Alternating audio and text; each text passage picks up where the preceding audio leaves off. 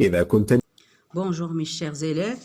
Maintenant, on va faire la consommation de la matière organique et flux d'énergie. On va faire l'introduction. La matière organique, qu'est-ce que ça veut dire la matière organique?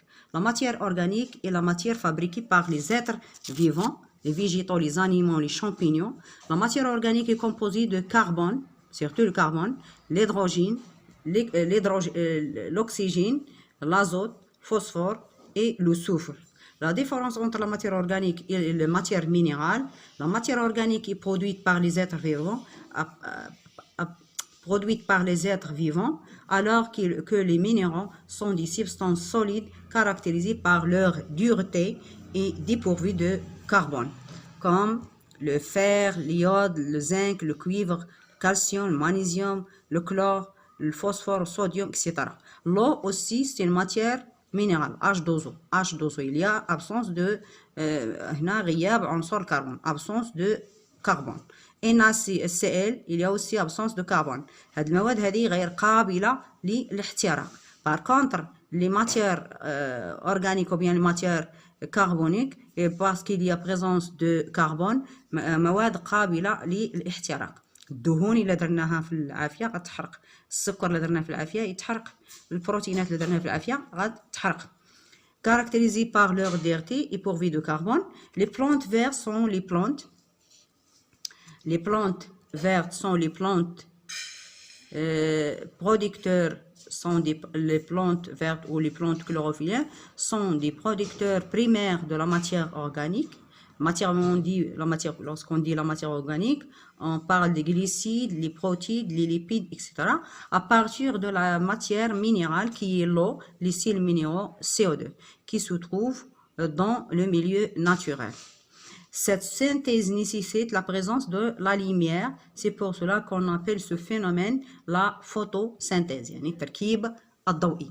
C'est ça qu'on appelle le phénomène la photosynthèse, c'est-à-dire التركيب الضوئي. Bon, on va voir ici le schéma qui parle de tout ça. Voilà une plante verte. La plante verte, il contient la chlorophylle. Cette plante, elle absorbe l'eau et les sels minéraux, c'est-à-dire les sels minéraux solubles dans l'eau, qu'on appelle l'acide brut. Elle l'absorbe par ses racines, et plus précisément par les poils absorbants qui se trouvent dans les racines. Cette sève brute va circuler vers les feuilles de la plante par les vaisseaux du tronc. Il arrive vers les feuilles.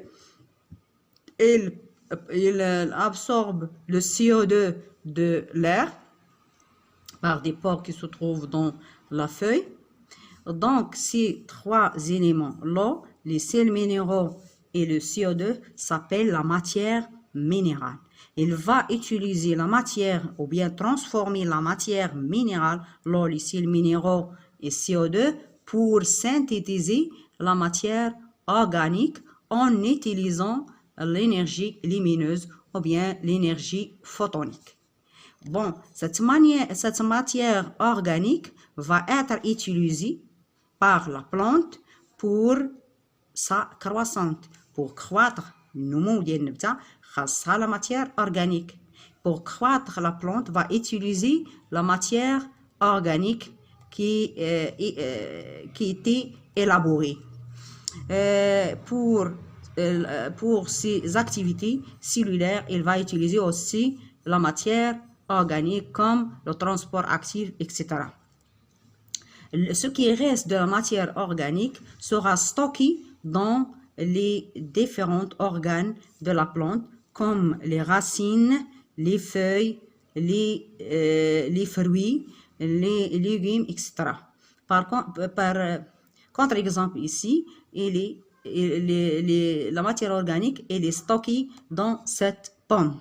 Si on a fait l'analyse de cette pomme, on va voir que cette pomme elle est constituée de glucides, lipides, protéines, eau, sels minéraux, etc., vitamines, etc. Donc, lorsque l'homme consomme cette pomme, il va consommer ces matières.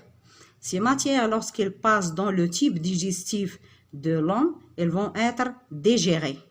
Lorsqu'ils sont digérés, on va obtenir comme résultat les nutriments qui sont le glucose, l'acide aminé, l'acide gras, glucose, acide aminé, acide glucose, acide aminé, acide gras, glycérol, les vitamines, les sels minéraux, etc. Ce glucose ou bien ces nutriments vont passer dans le sang, vont passer vers le sang et la lymphe dans l'intestin grêle. S'appelle le phénomène l'absorption. Bon, surtout le glucose, il passe dans le sang. Le sang va transporter le glucose vers la cellule. Bon, là, on va parler de cet organisme qui s'appelle la plante. La plante s'appelle un organisme autotrophe, car il est capable d'élaborer sa propre substance organique à partir de la matière minérale. Par contre, l'homme s'appelle un hétérotrophe. Les animaux, l'homme, etc. s'appelle un hétérotrophe car il mange la matière organique élaborée. Il n'est pas capable de synthétiser sa matière organique à partir de la matière minérale. Il utilise une matière organique élaborée par les producteurs primaires pour fabriquer sa propre matière organique. Donc, on l'appelle hétérotrophe. On l'appelle aussi consommateur du premier degré parce qu'il mange la matière organique élaborée par les plantes. Et on l'appelle aussi producteur du deuxième degré parce qu'il mange la matière organique et produit sa matière organique. تناكلو وتيتزاد الوزن ديالنا. إذن هذيك لا ماتير الاورغانيك اللي كلينا راها دخلت في سميتو في التكوين ديال لا ماتير اورغانيك ديالنا حنا. وبيان سور on utilise كذلك on utilise la matière organique pour élaborer ou bien pour libérer ou bien pour synthétiser l'ATP ou bien l'énergie qu'on ait besoin, que la cellule a besoin d'elle pour son fonctionnement et pour ses activités.